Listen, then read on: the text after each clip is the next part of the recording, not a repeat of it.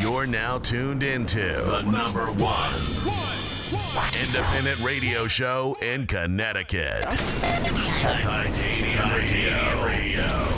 On 89.9 Cute FM. Hartford. Titanium Radio at Titanium_radio. B. Davis here, DJ QT on the ones and twos. Darius behind the camera. Fuji's in the building. And we got special guest in the building with us. We got Denise and Miss Diane. Miss Diane or Miss Jones? How do you prefer? Miss Diane. Miss Diane is okay? Alright, we got Miss Diane and Denise in the building. And I got this phone call like 2 days ago. I think it was 2 days ago.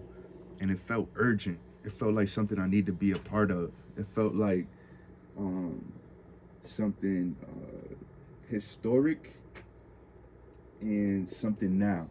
We think it's all of that. Right. I think so too. Good Trouble lives on, the celebration of John Lewis, next Thursday. July 17th. July 17th at 2025 Main Street. Yep, Hartford Communities That Care. At Hartford Communities That Care. Mm-hmm. Banquet room.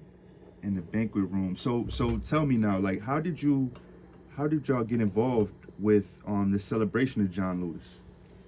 Well, probably you know that across the country there have been a lot of people stepping out of their homes and out of their communities to come together and talk about what the results are of civic engagement or lack thereof. When we vote, we don't just vote because people died for the right to vote, although they did. We don't just vote because it's our duty, or you could say it is. We don't just vote because we want to get a person or a party in a seat, but we vote because our taxes, right, are then directed by the people who are voted into power.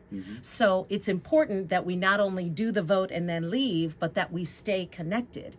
And Congressman John Lewis is one of those people who stayed connected to a mission that he had before he ever got into politics, right? Many people know his story. Obviously, he's legendary from the, starting out in Nashville and doing the lunch counter sit-ins. If you remember the black and white film, you'll remember him sitting there as a teenager.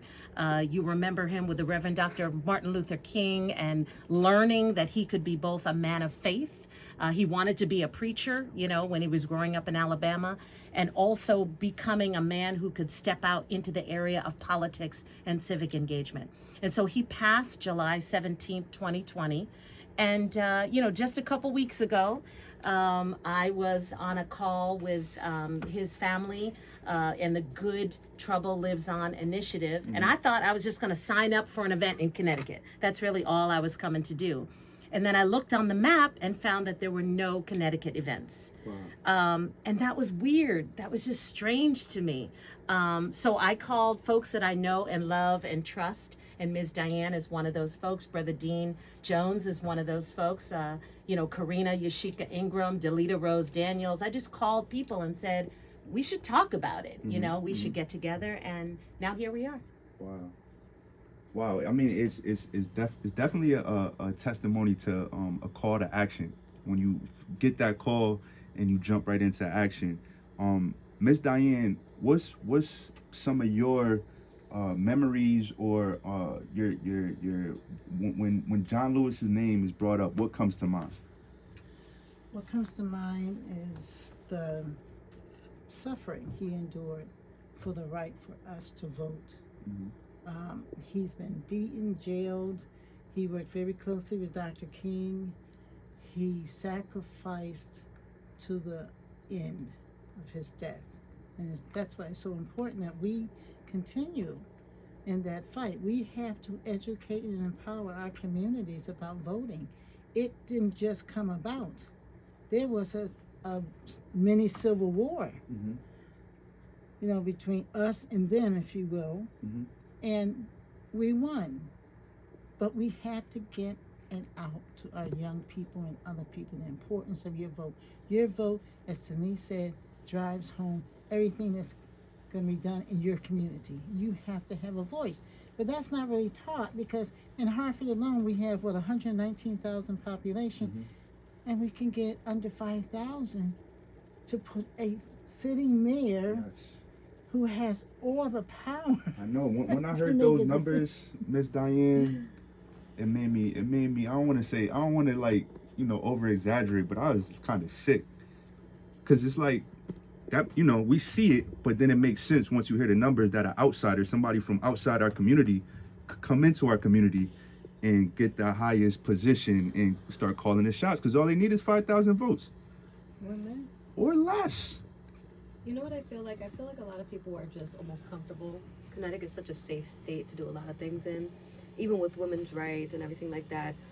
And coming from a state where the immigration level in this state is one of the highest demographic here, and then you have our lower generation who are just so comfortable in the privilege that they got because of John Lewis and other people who have literally like fought and tried so hard to just bring equality and peace into just our community. And I feel like a lot of people are just comfortable right now. Social media doesn't help. The access to just having the world at your fingertips, people almost minimize these important topics because they're not looking at the world around them as of now. It doesn't hit them unless it hits home. And that's why you see a lot of people who are regretting their vote, or a lot of people who are misinformed, because we don't have people within the community or anyone like you guys who are just like kind of reminding us like we have the power in our hand, we just have to take it. And if we don't, then they're going to take it for us, and then whatever laws and policies get passed, that's on us, because we could have taken the opportunity to vote and educate ourselves on the people who are in the right or have that almost power to navigate how we give our society to our children and our grandchildren. So I think it's important that what you guys are doing, and the fact that you even said when you looked at if there were any events going on and there were none, coming from Connecticut, that's disappointing, because we are one of the many states who are still fighting for that, going against all of the things that are going on in these trying times that we have going on now within politics. You would think that Connecticut would be speaking out more, but it's almost like we're just going to do our thing in our small little corner. And this is the Constitution state. Thank you. How do you not be One of the involved first. in anything by way of equal rights, of policy and law? We should be at the helm. We're the Constitution. We make laws all day long, whether anyone knows it or not. And because we are not always at the table to even understand the process, we don't get the policies we need to reflect what our needs in our communities are. And that's a big problem. And that has to change. I mean, this is an event next Thursday, but hopefully it'll be a continuation of something bigger. It cannot stop at this point. It's begun. And thanks to Denise being at the Capitol on the day of the march, and there was not very many people of us of our kind up there. She was there. She was able to step in. So grateful to that. Denise, you mentioned getting a phone call from John Lewis's family. Not a lot of people get those type of phone calls. What's your background in civic engagement? Well, I think that probably I was on a robocall. Got you. So let me say that it would be great to get that. But I really do want to just honor and appreciate that they are continuing his legacy. So I'm a community health worker, and really what that means, because we work in a lot of different nonprofits and we can do many different things.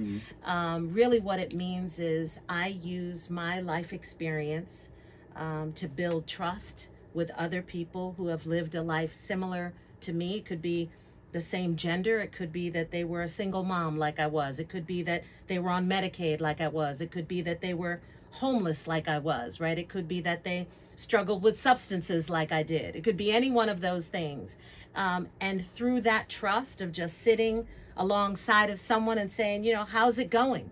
How's life going? When you start to hear people say, I can't get this, or I can't make this work, or I'm trying to find this, or they're not hearing me, a community health worker starts to say, well, let me see, like, how can we address that? You know what I mean? Like, what do you think? Or what have you tried? Or could I go to that meeting with you? And we start to advocate and walk alongside that person so they can advocate for themselves and live the life they want to live. So we're natural advocates, and I keep looking at Ms. Diane, because when I met her, I mean, you see how regal and wise powerful she is in a quiet way. She's a mentor, and a boss, you know Mhm. what I mean? And she uses her power for good. I always see her helping someone or something. So I'm just honored to sit alongside her. Thank you. very Ms. much. Diane, what's your history in civic engagement in Hartford? Oh, well, I left Hartford for about 20 years and came back. And I came back sort of on fire looking at all of what was happening here relative to violence. What year did you come So back to I Hartford? came back, I think it was 1991. And I began volunteering. No one knew I was not on a payroll. Mm-hmm. But I began to organize the youth that were in the community that nobody else wanted to deal with. Mm-hmm. And as a result, we were able to go to Washington. We created some legislation to go through Governor Weicker, House Bill 1056, which allowed people to be in schools like this without paying extra money. That came in the House Bill 1056, and Governor Weicker. And I'm not a person for Democrat or Republican. It takes everyone. Governor Weicker was Republican, and he understood the cry and the need for our youth. Okay, so he allowed us in the name of the state of Connecticut to go to Washington and lobby before our congressman at the time. I think it was Chris Dodd, and we were able to create funding that had to be go out statewide because it's federal dollars. And as a result, back then we started in this very floor. It was called neighborhood bridges. And that's where the Stop the Violence movement began, and it's still going on. As I see here, there's a lot of activity in Weaver. So I've had a lot of engagement on that level of policy on both sides of the fence, Democrat, Republican. I worked as a very young person in getting the vote out. The churches back then, they used the youth to go distribute the flyers. It was nothing for us to be on the street distributing flyers and getting signatures. So we began very early on in my day. Okay? And not maybe a lot of that's going on right now. I use youth. I'm not sure if this gentleman here was part of that, but I know I used a group of youth around here to go drop flyers off and get signatures so that our youth would know why and what they were doing. So I've had a lot of engagement.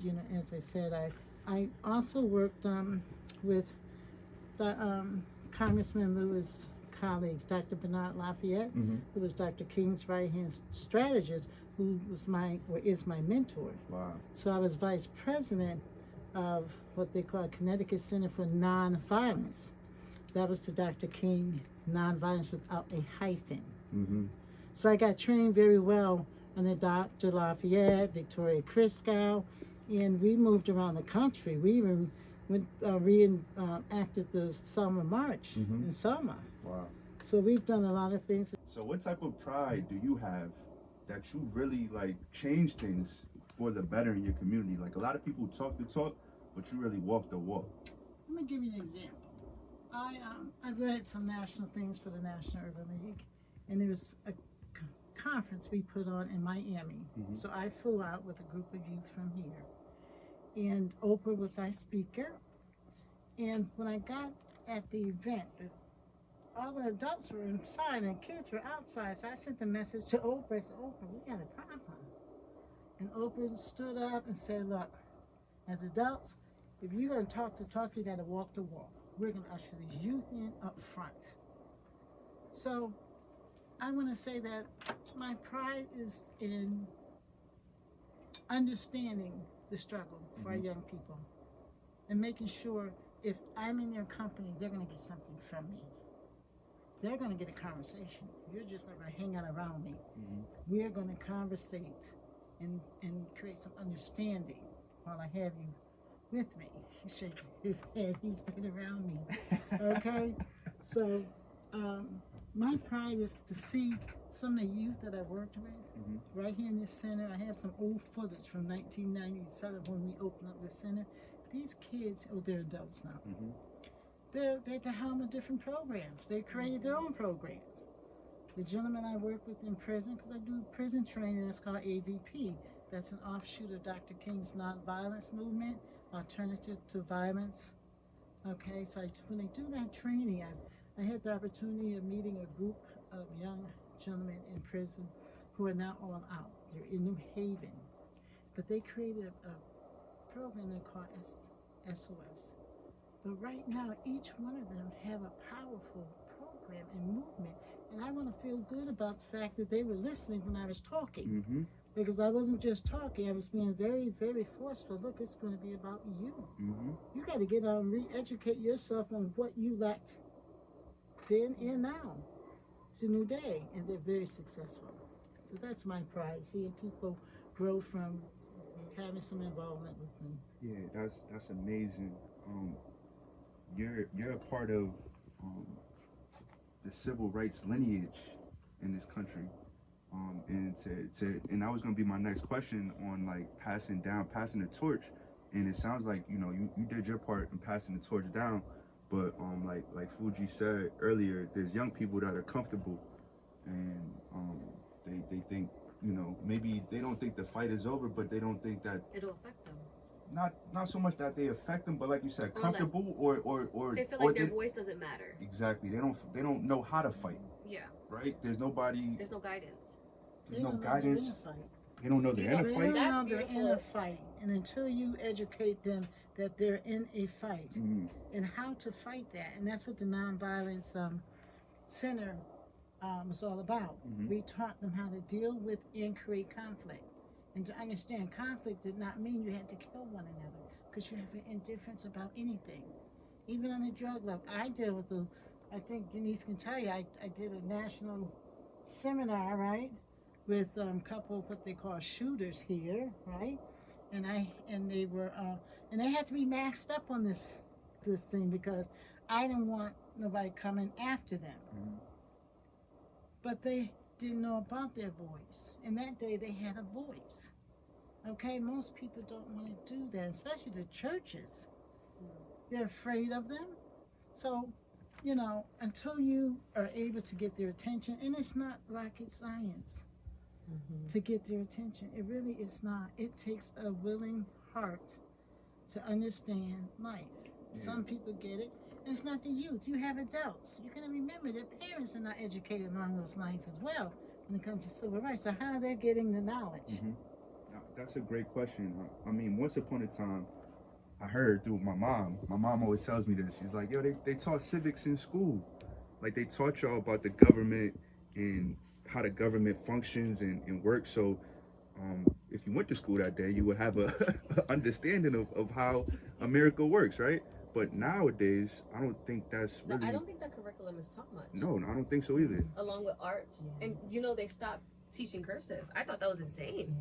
So curriculum, of course, we know that the basis of education in the United States is really to socialize, right? It's to prepare the young people for the world that's being built, Mhm.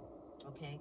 And over these hundreds of years, as a matter of fact, next year, we will celebrate 250 years, right, of this American experiment. And so there are going to be, events and sort of thinking probably all throughout the year 2026.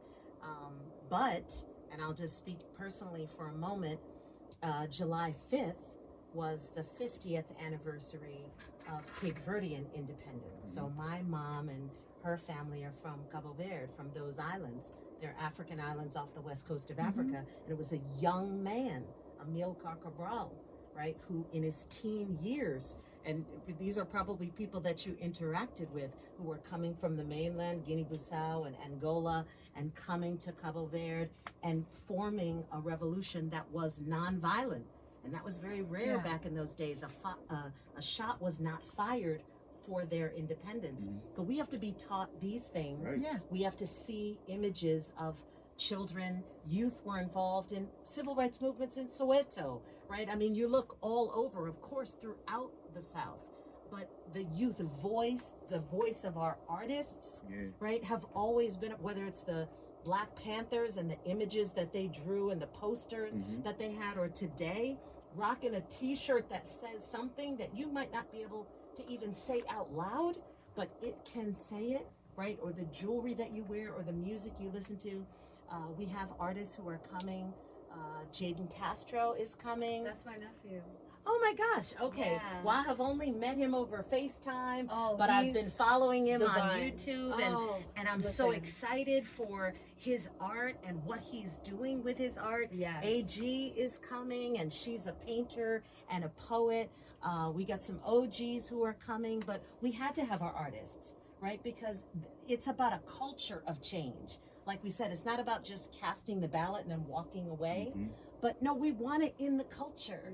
We want to live positive and be agitated about why isn't life as positive, as good as it could be? Right. And I think if we just keep asking the question, the answer is probably even in this room. You know, you have some of the answers, and you have some of the answers. So it's going to be a beautiful event. We have the Hartford Proud drill team. They'll be present, and we My know favorite drill they. team. Yes. Yo, they come through and just turn it up. They do. We can't do a thing without them. But when you were talking about youth, many people don't know, but it was the youth that were not afraid to take on the civil rights movement. Mhm. They called it D-Day, and it was scheduled on that day. Youth, and there's films and footage you can watch on this. They were jumping out the windows of their school, and the teachers knew it. Everything was planned. They would jump out the windows. There was cars waiting for them, taking them down to the Capitol, and they would be arrested. And then another group come. They'd be arrested. You just wore the police out to a point that you were heard. People now heard. It was action. Okay, not one time was there an outbreak of violence. And John Lewis was a teenager when he, Yeah, got involved in the Dr. movement. Lewis, So exactly. it's not for us who have our silver hair. Yeah. You know what I To mean? teach It the really young is to ones. build the life that you want when you have silver hair. How Right. about that? No, for sure, for sure. So, Yeah. I just want to know if there's like a young person out there, hopefully in Hartford, that is gonna take on the responsibility, or at least at this point right now in their life is listening, that has somebody in their life.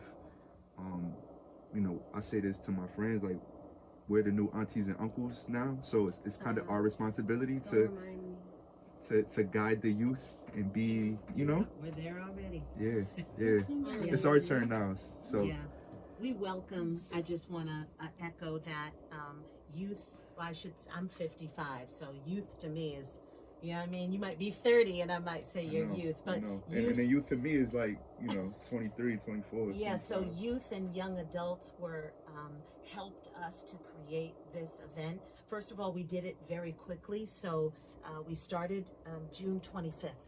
So we've just been organizing for a couple of weeks, and we've been blessed to have a lot of people lean in. But if you're a young adult, or you think you're a youth, a teenager, you're in middle school, if this is pricking something in you and you're interested, you're leaning in, please come out. Come out for the art, come out for the food, come out to listen, come out to talk. Yes. We have some great conversations that we're going to have about mental health, about economic development. We want to see the young entrepreneurs, right? We want to see the young Absolutely. millionaires, so that you're the ones building the foundations and you're the ones building the community, nonprofit and for-profit. We're going to talk about education. You might want to, say something about that. And of course, faith-based partnerships, because as Ms. Diane said, we have a history in this country of having our civic activity and social justice connected to the faith-based community. And it's getting a little hot now, and so people may not want to lean in, right? But Jesus said, I was hungry and you fed me not, right? He said, naked I was and you did not clothe me. I was in prison and you didn't visit me. See? And they were like, well, what do you mean? You know what I'm saying? When did we not? And he said, well, you didn't do it for that person, and that person is like me. So if you didn't do it for them, you didn't do it for me. So we need to bring that connection back to our faith as well. Absolutely. Good And- trouble and for lives me, on. That's part of the education. Mhm. I mean, we can talk about the academics, we can talk about the formal education process, but it stems back to where the real education began. In my day and before, it was the church. The church educated you. The civil rights movement was accomplished through the church. Dr. Martin Luther King, he told the president what to do. They didn't dictate to the people. So there's some elements of partnerships we have to recreate with the churches throughout the city, not just one or two, but after this event, we'd like to have some next steps and have churches really involved and taking on the responsibility of the soul of man. Our kids right now, you talk about soul, they don't know what you're talking about. Yeah. And shout out to all the churches who have food pantries, soup kitchens, support groups, you know, walking groups for people with diabetes, and you know what I mean, clothing closets, and all of those people, because I know we haven't really talked too much politics, but HR 1 that was recently passed is on its way to transform. We talk about taxation without representation. You know, April 15th came and we all paid our taxes. Okay, we pay our taxes every day when we buy something at the store. HR 1 that was passed by the House and the Senate in DC has cut 44% of the HUD budget, the U.S. Department of Housing. Now just think of every person you know who gets any assistance through HUD. SNAP benefits have been cut. Medicaid benefits will be cut. Now that doesn't mean everyone's going to lose their Medicaid, okay? But it means that people you know are going to be impacted. The budget for ICE was more than doubled in HR 1, okay? So when you talk about getting comfortable, trust. When you start seeing a more militarized community, okay? There was an executive order passed that said that ICE could now go to hospitals, that they could go to churches, And that that they could and go to that's schools. and that's almost against. Isn't that almost against the Constitution? Well, I mean, Isn't the church supposed to be a place of sanctuary? it has been completely unheard of. It has never happened. It has never been sanctioned. Let me correct myself. I can't say that it's never happened. It has never been sanctioned, right? Never asked for this right. That creates a danger if you're seeking emergency care. And we know that people are not going to the emergency room, just like they're not going to the grocery store. They're not going to church. We're hearing these stories all over the country because they're afraid, because folks are getting picked up. Not just undocumented folks, we know that. Not just folks who came across the border illegally. Not just folks who don't have papers, okay? What about the folks who have temporary protected status? What about the folks who are permanent citizens? They also have been picked up. So life is changing, and no matter what side of the politic you're on, don't float through life. You know what I mean? Understand that your tax, your economy, getting up every day and going to work and paying taxes means you have a say. Means you can have a say. Don't you think? Okay. Yeah. Absolutely. Yeah. July 17th, man. If you are, like she said, if these words impact you, you feel any type of way, like, yo, I need to get involved, I got me feeling some type of way. definitely pull up. Yeah, but in the best way, because now I feel like, you know, I wanna was get having active. Yeah, Yeah. I was having this conversation with someone, and I was literally saying, you know, everyone is just complaining, and no one's doing anything about it. Everyone's just picked up a mic and just decided they want to complain, but I don't see anyone educating themselves. Yeah. And then they think with educating themselves, oh, that's boring. But I'm just like, it's not. When things start to again affect you close, that's when you'll see. And the undoing is just going to be as messy as the doing. And I know we didn't talk too much about politics, but you brought up a great point about ICE and all that type of stuff. And I know there's some listeners out there like, oh no, it's just we black. We don't gotta worry about that. Like, they're going after Haitians now. So No, they're going it's after only a matter of everyone. time before they start going after Jamaicans. All No, right.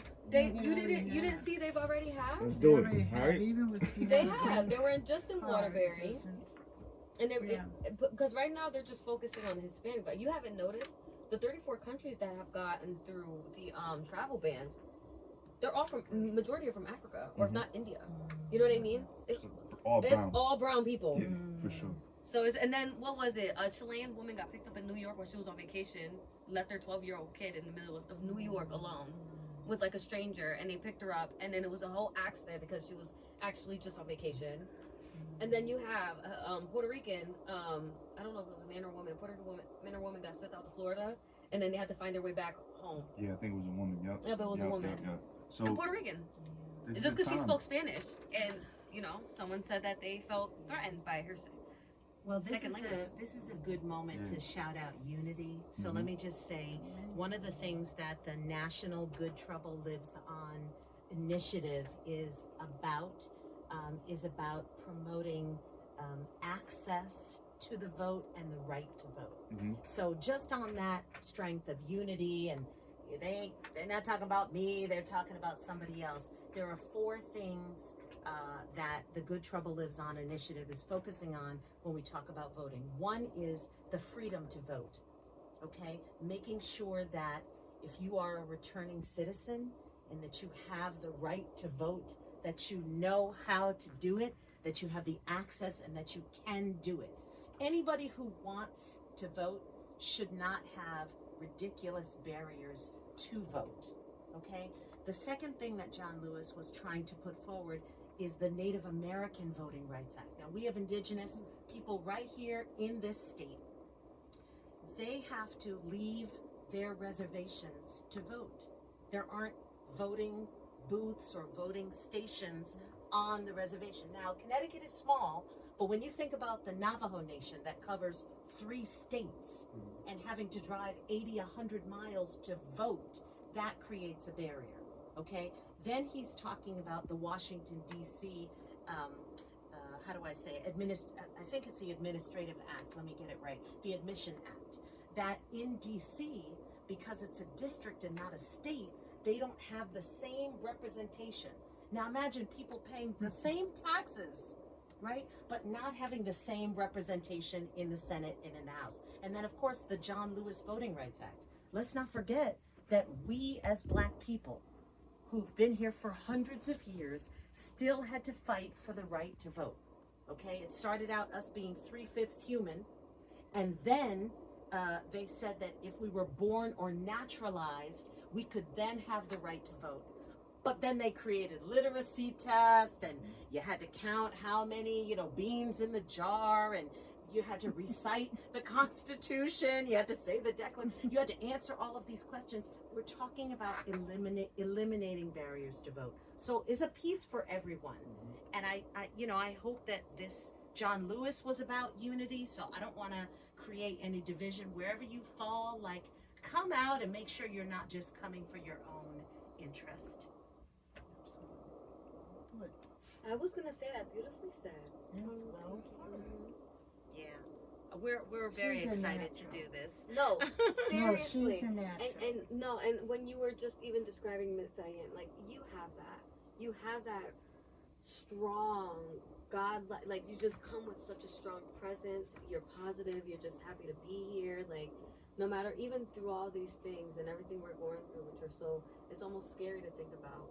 You still bring such light into the room, and we need more people like you. So don't ever let anyone make you feel otherwise, because I just feel like we need more of that, especially in women, and especially African.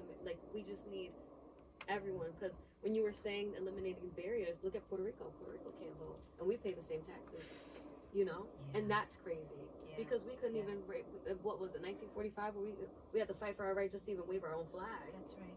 Because it was illegal. And that's why now it's almost a stereotype that we come out and we stamp the Puerto Rican flag and we have it hanging everywhere. But at one point, we couldn't do that. And people think that was hundreds of years ago. Yeah. That was not too long ago. My grandmother's still alive, and she remember, you know what I mean? Yeah. And it's that, my dad was born 49, he was there for that. Yes. So it's just, I definitely see that what you're doing is really important to so many different people and different cultures. So we have to represent that in the best way we And can. that's something Denise is good at. She's the former national director of the health workers, okay? And she organized across She was the downplaying country. that. Okay, Yeah, you're right. across Okay. the country. That's There how she I know is. Could have led with that. She Don't get shy now. helped Look, me. look. Okay, Mhm. I so thought you she's met all these used to powerful walking people in just, Washington. This is not new. Got you. Okay. So she knows Silent where killer. it's at. Yeah.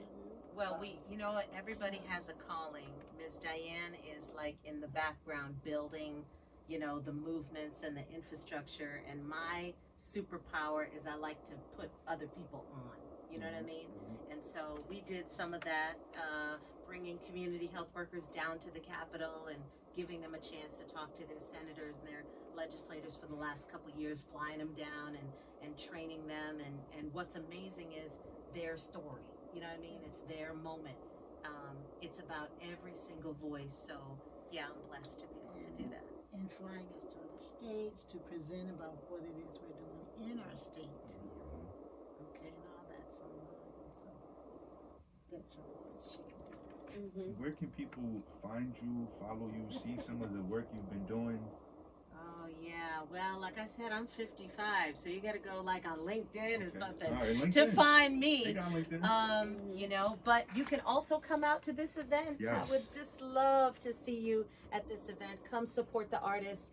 Shout out to Sister Mock, who's going to be catering. You know, she used to own a restaurant called Dorothy and Leroy's, and she's going to bless the belly and the palate. So please come out. And for our young people who are coming out to show videos or do poetry or drum, shout out to everybody who's registered, and shout out to Dean Jones, who, you know, helped find my 3 sons when they were running all over Hartford and just keeping folks safe. He's such a blessing and such a mighty force as a coach and a social worker and a faith leader. You know, we just have great people who are supporting. Shout out to Chrysalis and Karina. Shout out to Delita Rose Daniels, HIV program coordinator. Shout out to Elder Antoine Smith, my husband, who's doing the faith-based partnerships. It's all about the community. And shout out to all y'all. You gave us a moment, and we are so grateful for the opportunity. Thank you. Very grateful. Thank you. July 17th is going down 5 p.m. to 7:30 p.m. 2550 Main Street in that Banquet Hall. HCTC. Shouts out to the big homie Mr. Woods and everybody over there. 2550. That's like one of my favorite places in Hartford. You walk into that building, you feel like, you know, you're a part of something historic. You know what I'm saying? Like a movement. Yeah. You know? Yeah. I love that building. Shouts out to everybody That's right. that, you know, from the security guards. That's right. You know? That's right. From the first floor on up. Yep. Shouts out to everybody that's in that building for sure. Yeah. And it's all the- very historical. It is. Those security guards sitting at the desk. Yes. We were 6, 7 years old on Martha Street where the original Phillips was. And they're now the security at the larger You need to do a documentary. Phillips, okay? You need to do a documentary, Ms. So Diane. we've been around, we're like kinship, we're like brothers and sisters, you know, the Yeah. Witherspoons, Yeah. the Buchanans, the front desk. They've been at this since they were 6 and 7 years old. Crazy. Nah, you can't buy that vibe. You can't buy that vibe, and you can't manufacture that vibe. Yeah. It's Titanium Radio at Titanium_radio. Please come through July 17th, 2550 Main Street, 5 p.m. to 7:30 p.m. Good Trouble lives on, the celebration of the life of John Lewis. All right. It's 89.9 Kid FM Titanium Radio. Keep it locked. Tune into your radio.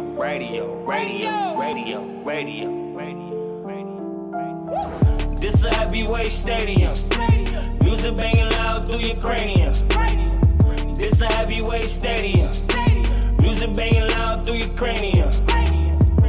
This is Titanium. You are listening to Titanium. This is Titanium. You are listening to Titanium.